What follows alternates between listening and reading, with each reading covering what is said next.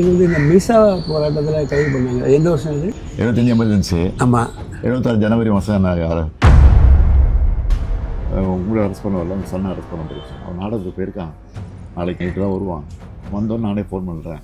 Phone பண்ணி வந்து அழைச்சிட்டு போங்க அப்படின்னு சொல்லி அனுப்பிச்சிட்டாரு. அதுக்கப்புறம் நான் ஸ்ட்ரெயிட்டாக வீட்டுக்கு வந்துட்டேன். தலைவரை ஃபாதரை பார்த்தேன். ரெடியாக வந்தார். உடனே பிடிச்சி வச்சு ரெடியாகி கிளம்பிட்டேன். எப்போவுமே கைதிகளை வந்து சிறைக்கு வந்து நைட்டில் நாட்டக்கூடாது. ஆனால் என்ன வந்து என்ன பண்ணுறாங்கன்னா நைட்டோட நைட்டாக ஏழுக்கு கூட்டு போய் உள்ளே போகிறாங்க. எனக்கு சுடுகாடு மாதிரி இருக்குது, 10 பறி கொண்டு மாதிரி. இப்போது புதிய அறிமுகம் ஆச்சி ஹோட்டல் சாம்பார் 50 கிராம் ரூபாய் 20 மட்டுமே.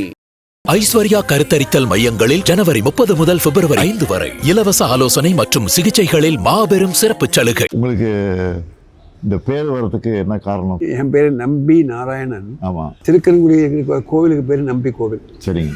என்னுடைய அப்பாவுக்கு அம்மா பேர் நம்பி, அந்த வச்சுக்கிட்டு அவர் நம்பின்னு ஆரம்பிச்சார் அந்த பேர்.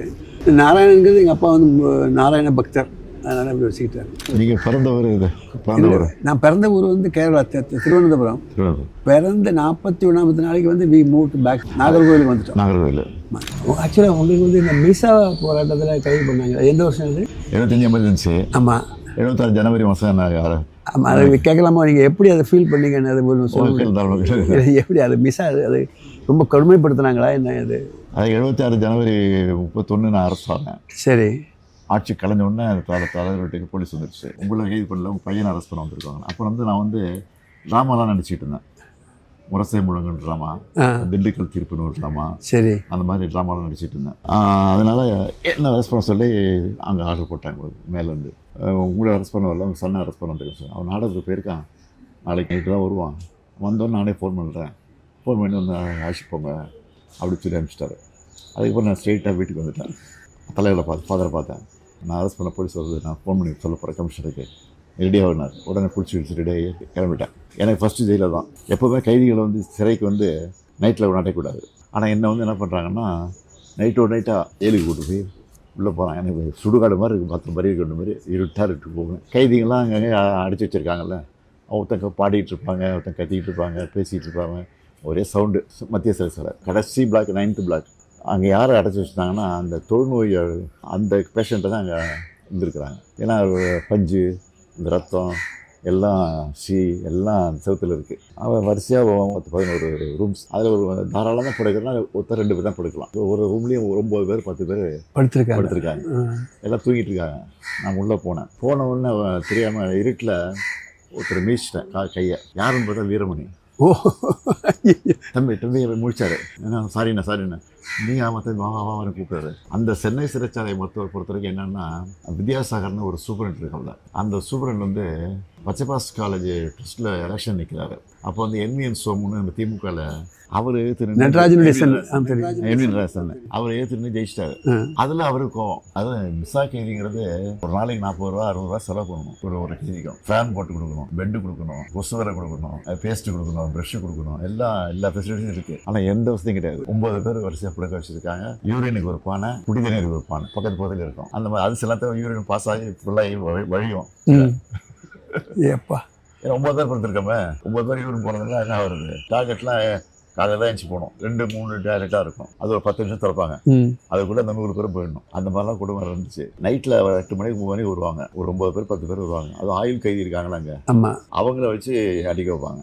ஓப்பா, வரிசையாக 10 ரூம் இருக்குன்னு வச்சுங்களேன். 10ஆம் நம்பரில் கூப்பிட்டு அதில் 10 பேர் வருவாங்க. அடி எங்களுக்கு சத்தம் கேட்கும். நாங்கள் 1ஆம் நம்பரில் இருக்கோம். அப்போ எங்களுக்கு வர வரைக்கும் நாங்கள் பயந்துட்டு உட்காந்துருக்கணும். அடித்து பிடிச்சாவிட்ட தெளிஞ்சிடும். எழுதி கொடுத்துரு, நான் கட்சி விட்டு விளைக்கிறேன் அப்படின்னு கேட்பாங்க. ஒரு 5-6 பேர் எழுதி கொடுத்துருக்காங்க.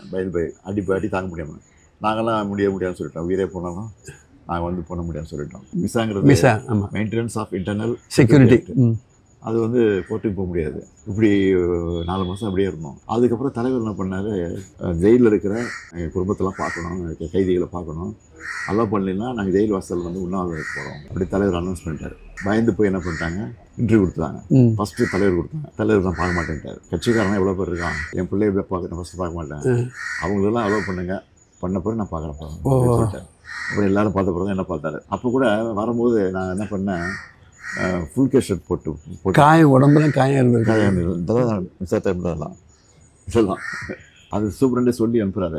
மேலே கூப்பிட்டு இந்த காயெல்லாம் காட்டக்கூடாது, ஃபுல் கேஸ் ஷர்ட்டை போட்டுவாங்க அப்படின்னு சொல்லி ஃபுல் கேஸ் ஷர்ட்டை போட்டு சொன்னார். அப்போ தலைவருக்கு வந்தோன்னே தலைவர் புரிஞ்சுக்கிட்டாரு. ஒரு வருஷம் கரெக்டாக 1 இயர் தான். 1 இயர் இவ்வளோ இருக்குதுங்க. அவன் 1 இயர் தான். வெளியில் வந்த பிறகு நாங்கள்லாம் சேர்ந்து கம்ப்ளைண்ட் பண்ணி அப்புறம் இஸ்மாயில் கமிஷன் என்கொயரின்னு ஒன்று போட்டாங்க. அதில் போய் இதெல்லாம் நான் சொல்லியிருக்கேன், எல்லாம் பதிவாகிருக்கு. நான் 89 ஜெயிச்சு உள்ளே போகும்போது தலைவர் சிஎம்மாக இருக்காரு. அப்போ நான் இதெல்லாம் ரெக்கார்ட் பண்ணியிருக்கேன் அசம்பிளியில். இதே மாதிரி தான் ஒரு காரணம் இல்லாமல் ஒரு ஃபேப்ரிகேட்டட் கேஸில் அரெஸ்ட் பண்ணுறாங்க. நானும் அதே மாதிரி தான் கிட்டத்தட்ட அனுபவிச்சிருக்கேன். இதில் எப்படி இன்ட்ரெஸ்ட் உங்களுக்கு வந்தது? நீங்கள் படிக்கும் போதே வந்துருச்சா? படிக்கும்போது இன்ட்ரெஸ்ட் வர்றதுக்கு மெயின் காரணம் வந்து என்னென்னா, நான் வந்து வெரி பிரைட் ஸ்டூடெண்ட். எனக்கு வந்து இந்த ராக்கெட்ரிங்கிறது வந்து அப்போ வந்து எனக்கு வந்து தெரியும். ஆனால் அந்த ராக்கெட்ரி நம்ம பண்ணுவோம்னோ நம்ம முன்னேறும் அதெல்லாம் அதை பற்றின ஒரு ஐடியா கிடையாது. எனக்கு யூஎஸ்ஏ போய் படிக்கணும் அப்படின்னு ஆசை. அப்போ யூஎஸ்ஏக்கு அப்ளை பண்ணேன். பிரின்ஸ்டன்லேயும் அப்ளை பண்ணேன், கால்டெக்லேயும் அப்ளை பண்ணேன். 2லேயுமே அட்மிஷன் கிடச்சிது. வந்துருச்சு. போகும்போது எங்கள் அம்மா வந்து ஒரு heart patient. 6 days are number. Doctor சொல்லிட்டாரு, எத்தனை நாள் ஆகும்னு சொல்ல முடியாது, நீ போன உடனே கூட அவள் செத்து போயிடலாம் அப்படின்னாரு. நான் பயந்து போய் உட்காந்துட்டேன். அந்த வருஷம் கட் பண்ணேன். அதுக்கடுத்த வருஷமும் கட் பண்ணேன். அடுத்த வருஷம் கட் பண்ணும்போது தான் எங்கள் அம்மாவுக்கு தெரியுது நான் வந்து வேணும்னே அவளுக்கு அப்படி இங்கே உட்காந்துருக்கேன் அப்படின்னு. அதுக்கப்புறம் அவங்க இறந்து போயிட்டாங்க 2-3 வருஷத்துக்கு பிறகு. நானும் அதுக்கடுத்து ஐஎஸ்ஆர்ல ஜாயின் பண்ணி போயிட்டுருக்கேன். இன்ஜினியரிங் காலேஜில் படிக்கும்போதே நான் வந்து ஆடிட்டோரியல் கான்டெஸ்ட்டில் கலந்துருப்பேன். 63-64 காலகட்டத்தில் அண்ணா வந்து ஒரு ஜட்ஜாக இருக்கார். அப்படி தான் ஃபஸ்ட் டைம் நான் அண்ணாவை பார்க்குறது அங்கே வச்சு தான் பார்க்குறேன். அண்ணா பார்த்தது அப்போ? ஆமாம், அப்போ தான் பார்க்குறேன். அவங்க டேரெக்டாக இந்திய எதிர்ப்பு போராட்டம் நீங்களே போனீங்களா? இந்திய எதிர்ப்பு போராட்டத்தில் நாங்கள் ஆக்சுவலாக பயந்து போயிட்டோம். மதுக்கரையில் வந்து ஷூட்டிங் நடக்குது, கோயம்புத்தூர் மதுக்கரை. நாங்கள் தொடங்கினது வந்து மதுரையில். கோயம்புத்தூர் பண்ணி அது கையை மீறி போயிடுச்சு. நாங்கள் எதுலையுமே வன்முறையில் ஈடுபடணும்னு நாங்கள் அதுக்கு போகவே இல்லை. ஆர்மி வச்சு அவன் வந்து இவ்வளோ மாதிரி ஒரு சாதாரண துப்பாக்கி வச்சு ஷூட் பண்ண மாட்டான். அதில் எத்தனை பேர் இறந்தாங்க? ஆமாம், 300 பேருக்கு மேலே இருக்கும். ஆனால் வெளியில் சொன்னது வந்து 10 பேர், 20 பேர், 22 பேர் சொன்னாங்க. இந்த மொழி வந்து நம்ம ரத்தத்தில் ஊறினது. இருக்கக்கூடிய தலைவர்களையே அதுக்காக வேண்டி பாடுபட்டு இருக்கிற ஆள் நீங்கள் ஒரு ஆள் தான். அண்ணா மீது வந்து உங்களை எப்படி பற்று வந்தது? ஒரே ஒரு காரணம் தான், அவருடைய பேச்சு திறன். நாகர்கோவிலில் வந்து திமுக மகாநாடு நடக்குது. மழை தண்ணி இது வரைக்கும் நிற்கும். அப்படியே நின்றுட்டு நாங்கள் பேச்சை கேட்குறோம். அது ஒரு மெஸ்மரைசிங் டாக். அப்படியே அந்த கூட்டம் அப்படியே நிற்கும். அவருடைய வார்த்தைகள்லாம் எண்ணப்பட்ட வார்த்தைகள். மிஸ்டர் அண்ணாதுரை ஒரு டேஸ் ஆர் நம்பருங்கிற போது, but my steps R measured number. Immediate. அதாவது அதுக்கு ஒரு நிமிஷம் யோசிக்கிறது கூட கிடையாது. ஆங்கிலத்திலையும் சரி தமிழ்லையும் சரி அவரை பிடிச்சதுக்கு யாரும் கிடையாது. ஏன் அவங்க கலைஞர் எடுத்தீங்க, அவருடைய பேச்சுமே வந்து அதுக்கு இதை எமோஷன் இருக்கும். ஒரு மாதிரி உறங்கிட்டு இருக்காங்க முழிச்சிருவான். திருக்குறளுக்கு உரை எழுதியிருக்காங்கல்ல, பரிமேலழகர் எழுதியிருக்காரு. அப்போ குறள் இவர் எழுதியிருக்கிறதுல தெய்வம் தொழாள் கொழுநன் தொழுதழுவாள் பெய்யனை பெய்யும் மழை. அந்த இன்டர்பிரிட்டேஷன் வந்து யாருமே சொல்லலை. அண்ணா கிட்ட நேரடியாக நீங்கள் பேசியிருக்கீங்களா? பேசியிருக்கேன், நான் பேசியிருக்கேன். என்ன எந்த விஷயம் பேசியிருக்கீங்க? என்ன சொல்ல ஞாபகம் இருக்கு உங்களுக்கு? 2-3 ஞாபகம் இருக்குது. எனக்கு அவருக்கு கனெக்ஷன் ஒன்றே ஒன்று தான். எனக்கும் தமிழ் பிடிக்கும், அவருக்கும் தமிழ் பிடிக்கும். அப்போ ஆக்சுவலாகவே அந்த சமயத்தில் வந்து தமிழுக்காக வேலை பார்க்கலாங்கிற அளவுக்கு நாங்கள் வந்துட்டோம். அப்போ அவர் சொன்னார், நீங்கள்லாம் முதல்ல நாட்டுக்கு பண்ணிக்க போங்க, இங்கே வராதிங்க. ஸ்கூலில் படிக்கும்போது இளைஞர் திமுகன்னு ஒரு மன்றம் வச்சுருந்தேன். அப்போது அவருக்கு மணி விழா நடத்தணும்னு சொல்லி நான் பிளான் பண்ணுறேன். அப்போ வீட்டுக்கு போகிறேன். அவர் உடம்பு சரியில்லாம் பார்க்க முடியாது அப்படின்ட்டாங்க. அவங்க இது எப்படி அண்ணா மெசேஜ் போய் எதுக்கு வரலாம் வருஷம் அப்படின்ட்டாரு. அவருடைய காரை அனுப்பிச்சு வைக்கிறாரு. இந்த கார் நம்பரோட ஞாபகம் இருக்குது, 7007 அந்த கார் நம்பர். மஞ்சள் காரு, அந்த டிரைவர் பேர் சண்முகம். அந்த கார் வருது எனக்கு. இவ்வளவு ஞாபகம் எப்படி வச்சிருக்கீங்கன்னு எனக்கு அதிசயமா இருக்கு. எதுக்கு வந்தேன்னு கேட்டார். இந்த மாதிரி நாங்கள் ஒரு மன்றம் வச்சுருக்கோம், மணி விழா நடத்த போகிறோம், நீங்கள் வரணும் அவசியம். சரி, அப்போ நான் சொல்கிறேன் அப்படின்னாரு. இல்லை நீங்கள் பேர் சொல்கிறேங்க. என்ன அப்பா மாதிரி இப்படியாவது முடிக்கிறாங்க.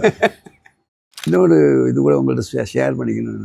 மகேந்திரகிரி ப்ராஜெக்ட் எங்கள் அந்த இடத்துக்கு கொண்டு வர்றதுக்கு ஒரு மெயின் காரணம் வந்து நான் வந்து அதனுடைய சர்ச் கமிட்டி, எங்களுடைய திரவ எரிபொருள் திட்டம் வந்து அங்கே தான் இருக்குது. மகேந்திரகிரி பொதிகை மலைன்னு சொல்லக்கூடியது அதுதான். அதுக்கு பேக்கில் இருக்கக்கூடியது பேர் மகேந்திரகிரி. இந்த வந்து பொதிகைன்னு வைக்காமல் மகேந்திரகிரி பேரை தப்பாக வச்சுட்டோம். நான் வந்து கிட்டத்தட்ட 27 தடவை அந்த மலைக்கு மேலே ஏறி இருப்பேன். இன்றைக்கு உள்ள மலை இல்லை, இன்றைக்கு உள்ள மலையில் ரோடு கீடு எல்லாம் இருக்குது. அன்றைக்கி காடு நாகப்பாம்பும் அது அந்த மாதிரி மலையில் ஏறி போயிருக்கோம். கீழடி பொருணையெல்லாம் பார்த்துருக்கேன். கீழடி ஆராய்ச்சி தான் சார். கீழடியை பற்றி எனக்கு வந்து ஒரு கருத்து இருக்குது. கீழடி பற்றி இல்லை, பொருணையை பற்றி ஒரு கருத்து இருக்குது. அது வந்து ஒன்றிய அரசு கோஆப்ரேட் பண்ணாங்க, நல்லா வரும். உண்மையாக தான் நிற்கும். நம்முடைய சங்க இலக்கியங்களில் இருக்கக்கூடிய சான்றுகள் இருக்குது. பூம்புகார் நம்ம வந்து கடல் ஆராய்ச்சி காவிரி படுறோம், அது கலைஞர் இருக்கும்போது பண்ணார்.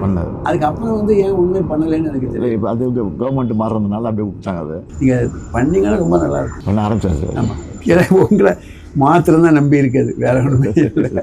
இப்போ வந்து காலை உணவு நீங்கள் கொடுக்குறீங்களா, இது one of the fantastic suggestion. இப்போ என்ன அடிப்படை தேவை நமக்கு? மக்களை வந்து ஓரளவுக்கு அறிவு கொண்டு வரணும், எஜுகேஷன் கொண்டு வரணும். இப்படி காமராஜுக்கு வந்து மதிய உணவுக்கு பேர் கொடுத்ததோ கரெக்ட், அது மாதிரி திராவிட மாடல் அரசுக்கு வந்து காலை உணவு திட்டம் வந்து கரெக்ட் கருத்தரிக்கிறதுக்கு ஆமாம் ஆமாம். விண்வெளி தழும்புகள் எனக்கு ஏற்பட்ட துன்பம் வாழ்க்கை சரித்திரம் கூட தமிழ் டிரான்ஸ்லேஷன் மாதிரியே இருக்காது, உண்மையிலேயே தமிழ் எழுதுன மாதிரி இருக்கும். முடிஞ்சால் நீங்கள் வாசிச்சு பாருங்கள். டெஃபினட்டாக கையெழுத்து தமிழ்லேயே போட்டு அனுப்பி. நன்றி நன்றி நன்றி மகிழ்ச்சி. இது வந்து என்னோடது உங்கள் ஃபோட்டோ தீப்பரவாட்டம் தோட்டாதாரணி தெரியுது. அவர் தான் இது பண்ணார். One of the best art directors. இப்போது புதிய அறிமுகம் ஆச்சி ஹோட்டல் சாம்பார் 50 கிராம் ரூபாய் 20 மட்டுமே. ஐஸ்வர்யா கருத்தரித்தல் மையங்களில் ஜனவரி 30 முதல் பிப்ரவரி 5 வரை இலவச ஆலோசனை மற்றும் சிகிச்சைகளில் மாபெரும் சிறப்பு சலுகை.